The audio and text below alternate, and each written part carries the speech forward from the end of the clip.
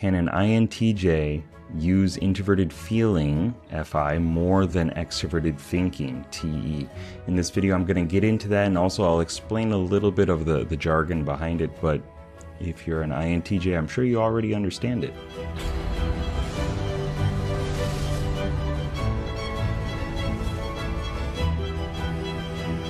What's up, legend? It's Sherman here from Geek Psychology, where I help geeks, gamers, and creatives to play life better. And we use a lot of personality type in this channel because personality type is a great model to play life better. And it really does resonate with, building a character, with creating a character and using the strengths of that character to win life, to achieve more in life. You might be wondering why you actually identify more with this introverted feeling function and your feelings and how your values, more likely, and how you kind of organize how you value different things, how you feel about different things, more than extroverted thinking. So I want to explain a little bit of why that is, why that could be, at least from my perspective as an INFP and my understanding of how personality type works through all my years of studying it.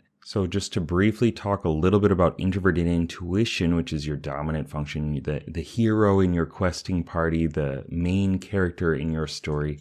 This is what I call the visioning mystic. This is about seeing the long range impact of things through connecting the dots, essentially, through reading behind the curtain, through, just kind of using your unconscious mind to speculate. But it's more than just speculation, as you know. It's about like accessing all of your brain and sifting through in this kind of meditative state to pull out an insight that's going to reveal the truth and scry and reveal some clarity about where things are going. And your auxiliary function, I call the mentor. This is extroverted thinking. This is the strategizing commander. This is the one that's saying, get stuff done, set up the measurable goals, track your progress, and just, suck it up, do the job. Delegating tasks and things like that. And then you have introverted feeling as your tertiary function, which is what I call the rookie. This is the resonating empath within you. This is the one that checks in with your conscience and how you feel about things and how you've organized those feelings to make a judgment, to make an evaluation, to make a decision based off the perceptions that you have, right? The way that you see things going and the glimpses of insights and the way that you change the frame. Doing this kind of detached look at the cognitive functions as different characters, you can see that they have different strengths. They build rapport with your hero, introverted intuition, this mystic, in different ways. And they also have different approaches to reality. And for the INTJ, you're introverted. You have this more defensive stance. And to do extroverted thinking things, the strategizing commander things, you need to put yourself out there. You need to take these ideas and where things are going, your understanding of things, and like implement it into the outer world. And that can be hard. I have my own blend of it as an INFP.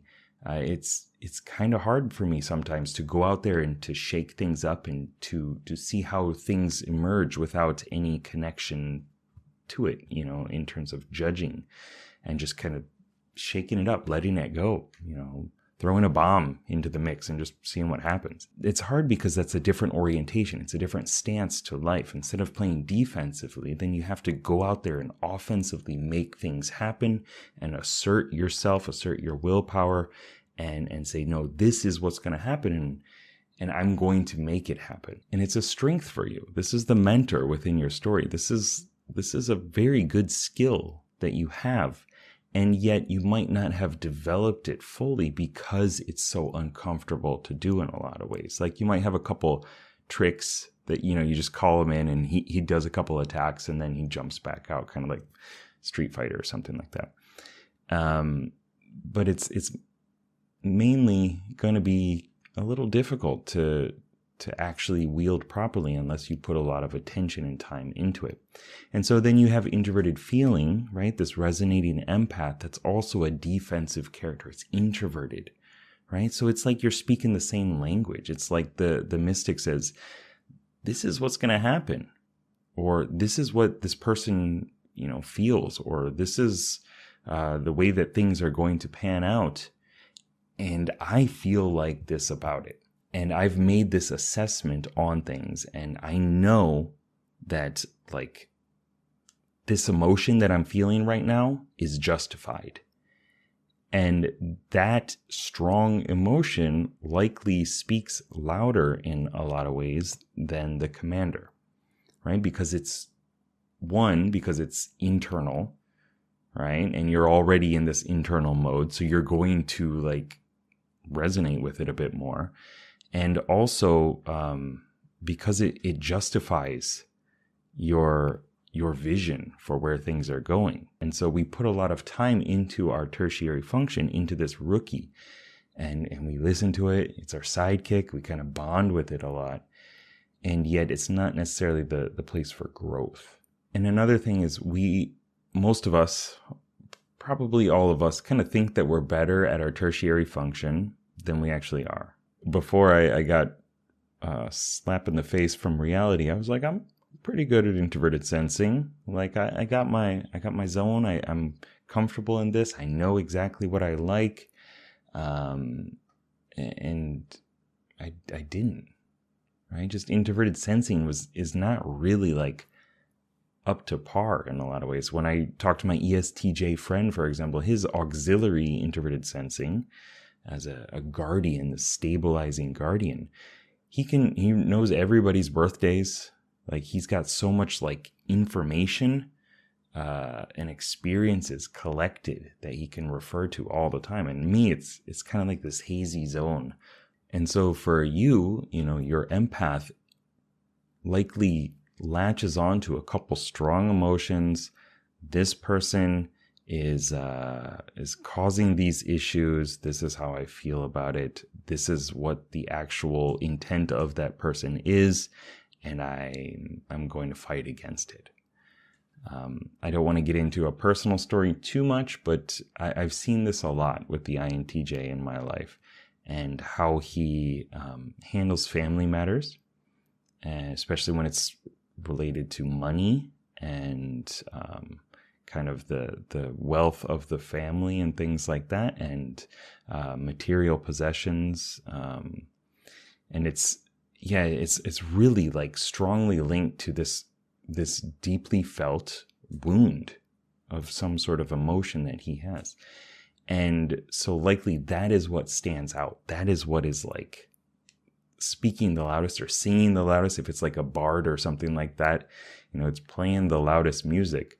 And he might not realize how much he has created for himself and you as well. Like he's got several businesses and things like that he's run. So he's putting his time with the commander and with his vision and like hatching that vision. And the INTJ in my family circle also, I gotta say, like really does devote a lot of himself to maintaining the family as well. Like he works really hard to create and provide this structure for his family and our family as well, into the future. And it's because of this strong internal, this kind of one-on-one bonding that the empath brings out, and the values that he's attached to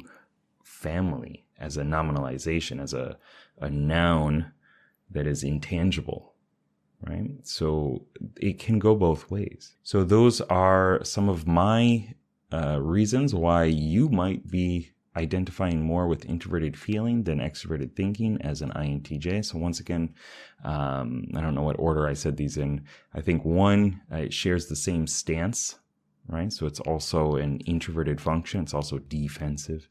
Number 2, strong emotions probably stand out more because they cause more problems. And number 3, we all kind of generally think that we are better at our tertiary function than our auxiliary. So I hope this video helped. If it did, let me know down below, what did I say that actually resonated with you, made some sense, and how are you going to implement that into your life? Because the tertiary function, the rookie on your team and your squad, is not a bad dude or dudette. It's another character that's in the story, right? Same with the commander, same with the mystic, and same with the adventurer, extroverted sensing.